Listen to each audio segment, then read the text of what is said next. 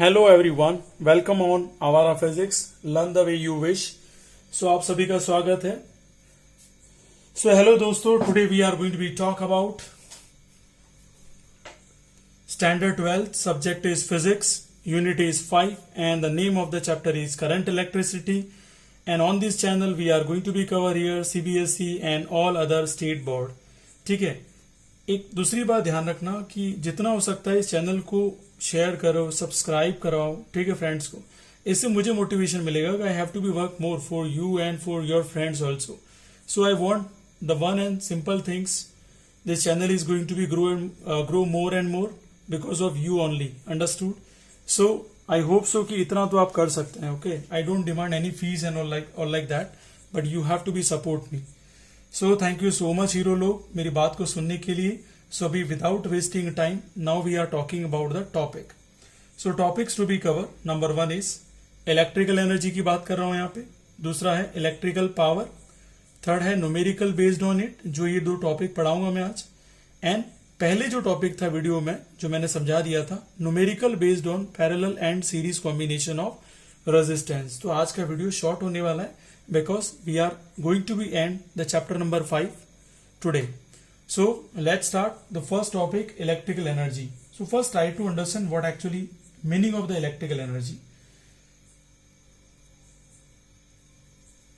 When the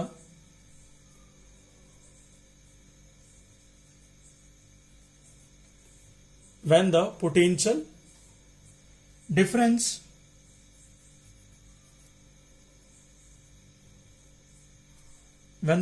difference V, अच्छे से समझना हीरो लोग, कुछ भी समझ में नहीं आया तो कमेंट कर सकते हो और लाइक तो कर ही सकते हो यार। ठीक है, कोई भी वीडियो देखने आ रहा है लाइक करके जा सकता है। ठीक है, सो V is applying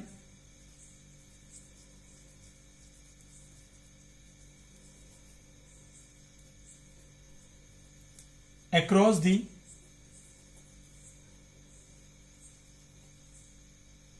ends of the wire. Ends of the wire means एक तरफ पॉजिटिव टर्मिनल है और दूसरी तरफ कौन सा टर्मिनल है, negative terminal. Then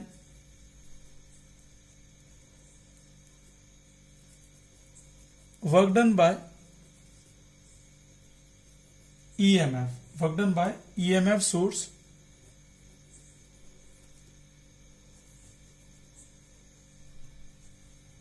flowing charge Q from one point to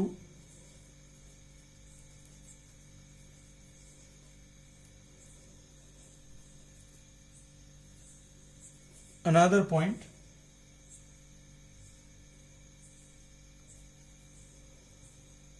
this required energy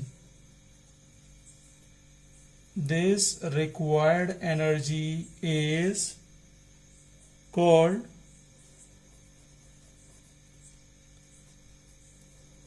electrical energy. That is called electrical energy. तो बहुत अच्छे से समझना, जो यहाँ हम टॉपिक की बात कर रहे हैं ये बहुत ही ज्यादा इंपॉर्टेंट है, इसे बहुत अच्छे तरीके से समझ लेना। यहां पे हम बात कर रहे हैं इलेक्ट्रिकल एनर्जी की।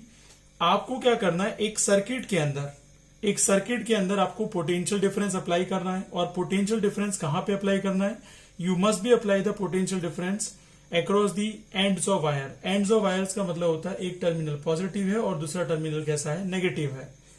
सो work done by the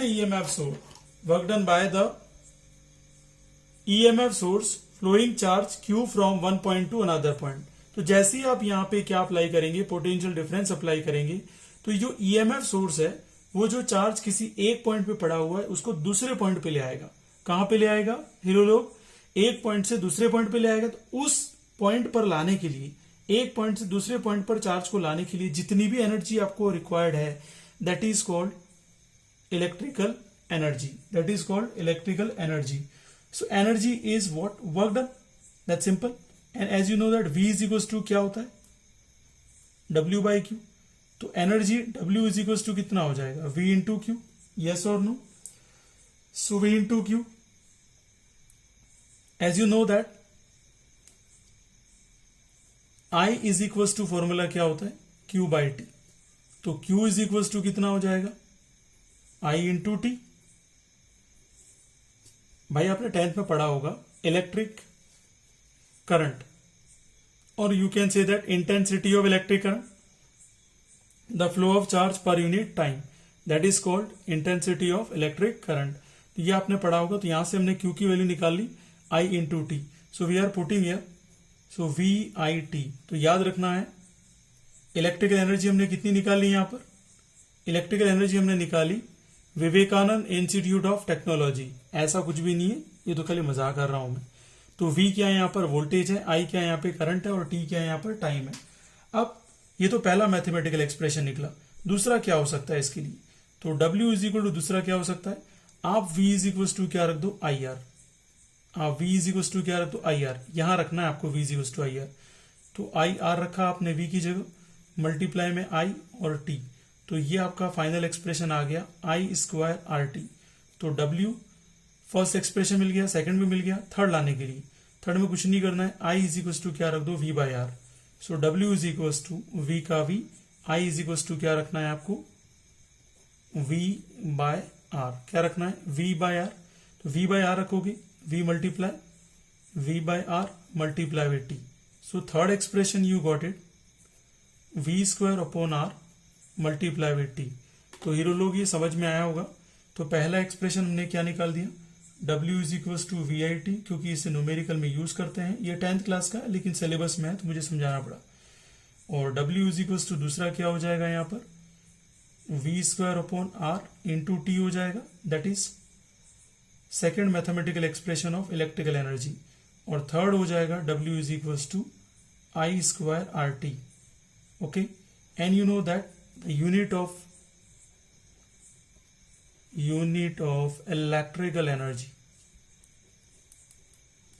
energy, जहां जहां एनर्जी लगता है ना, तो ऑब्वियसली बात है इसको दुनिया के सामने रिप्रेजेंट करने वाले कौन थे, joule. So the unit of electrical energy is joule. उम्मीद करता हूं पहला टॉपिक समझ में आया होगा. काफी आसान है, आपको पहले भी समझाया हुआ है. इलेक्ट्रिक पोटेंशियल में to bring a charge from infinite to definite, so we have to do the sum work done per unit charge. तो वही एक मैथमेटिकल एक्सप्रेशन यूज किया, बहुत सिंपल सा, और उसी को देखकर पूरा यहाँ पे सॉल्यूशन हम लेके आए. So you can watch this. मैं थोड़ा पानी पी लेता हूं.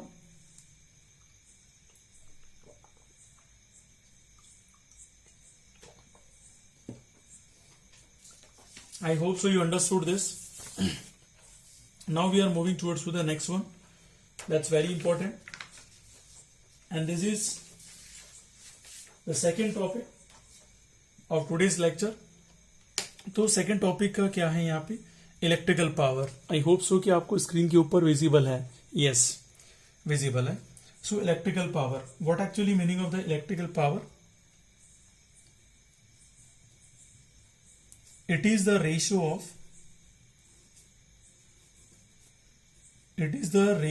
of work done per unit time. Work done per unit time is called electrical power. क्या बोलते हैं इसे, इलेक्ट्रिकल पावर. बहुत अच्छे समझना. If you are just talking about the ratio of the work done with respect to time, that is called electrical power. So mathematically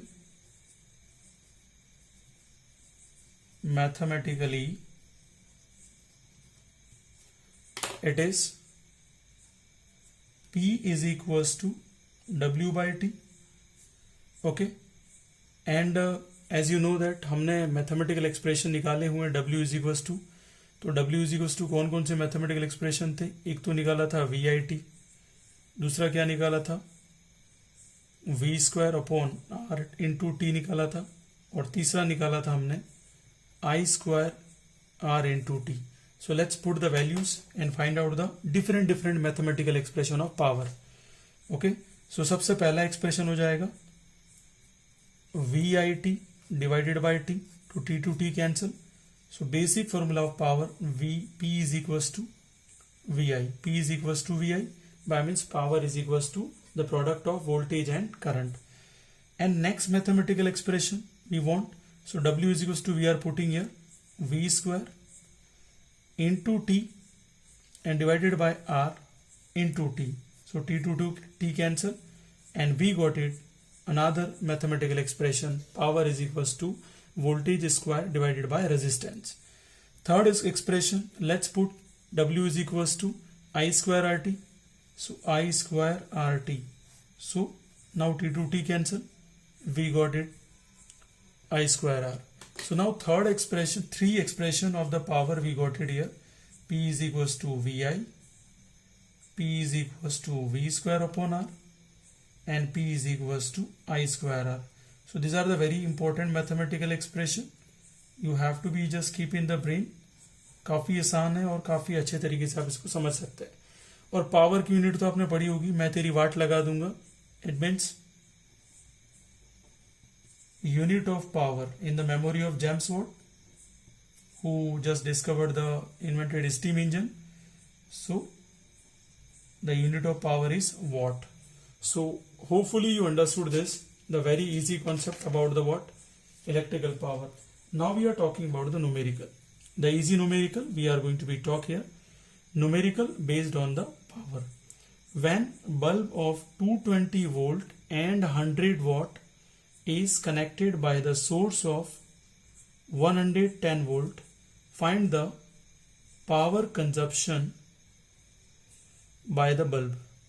Find the power consumption by the bulb. Now let's try to understand कि given data क्या है यहाँ पे. ठीक है, given data. First is voltage is given 220 volt. Another is power is given 100 watt. At that situation, what is the resistance? Let's find out first.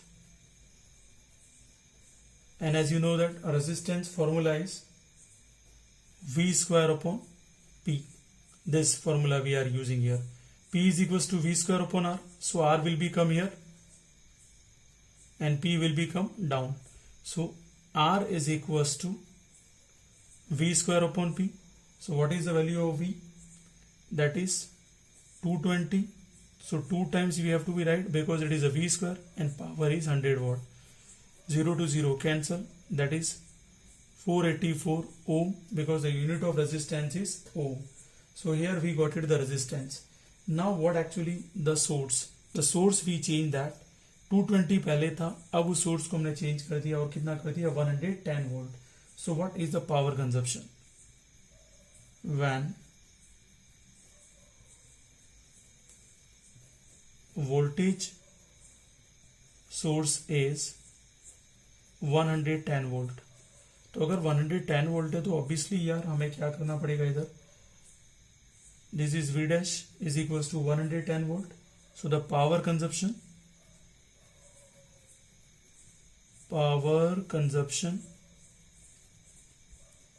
P dash is equals to V dash square upon R.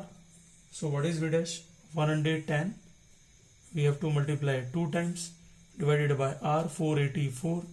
0 to 0 cancel. 11 4s are 44 again. This is 4. See, this is very easy. So remaining is 100 divided by 4. The 0 is remain here, the 0 is remain, not it is going to be cancelled. So when 100 is divided by 4, 25 watt is the answer. So new power consumption when we are replacing the voltage source, so that is 25 volt. काफ़ी आसान question है. इस type के question RBSc pattern में आएंगे. ठीक है, इन 12th class. So please like and subscribe करो और शेयर करो और सभी दोस्तों को इस चैनल को आँख की तरफ फैला दो.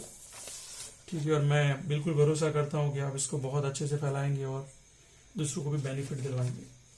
Now we are talking about the third and the last numerical based on series and parallel combination of cell.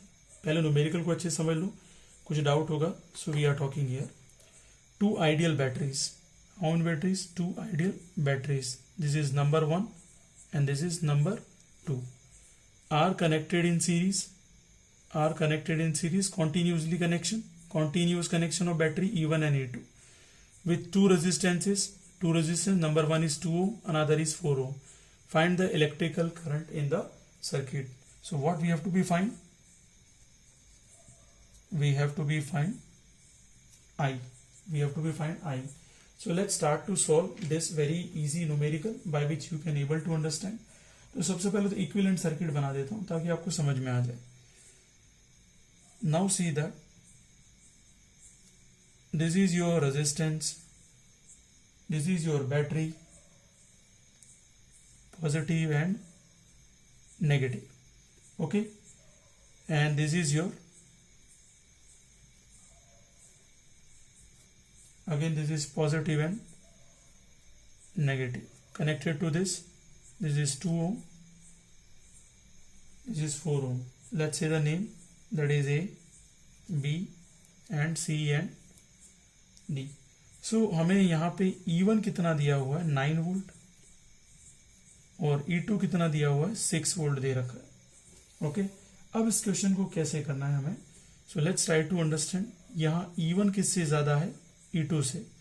So E equivalent कैसे निकालेंगे, E1 minus E2.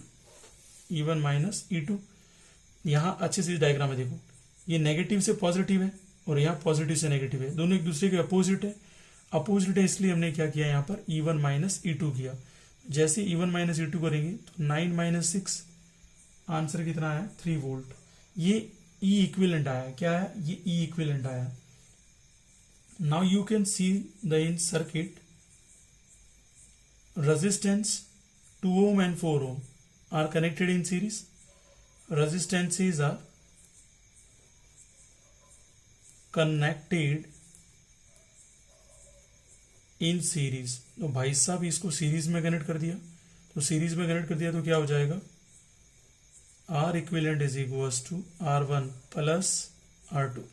So plus 2 and 4, that is 6 ohm. कितना आ गया 6 ohm.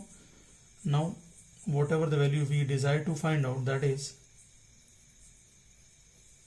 electric current through the circuit. तो कितना हो जाएगा यहाँ पे electric current through the circuit. I is equals to E equivalent upon क्या हो जाएगा R. तो मैंने यहाँ 3 रखा, यहाँ 6 रखा, ये आया 1/2 and your value of current is 0.5 ampere. Books में एरर दे रखी है, यहाँ वोल्ट दे रखा है, so don't go through the book, just try to understand this video lectures. So उम्मीद करता हूँ आज के सारे टॉपिक आपको समझ में आए होंगे. Thank you so much S K sir के साथ बने रहने के लिए, and please share it more and more and subscribe to this channel. Thank you so much. जय जवान जय किसान.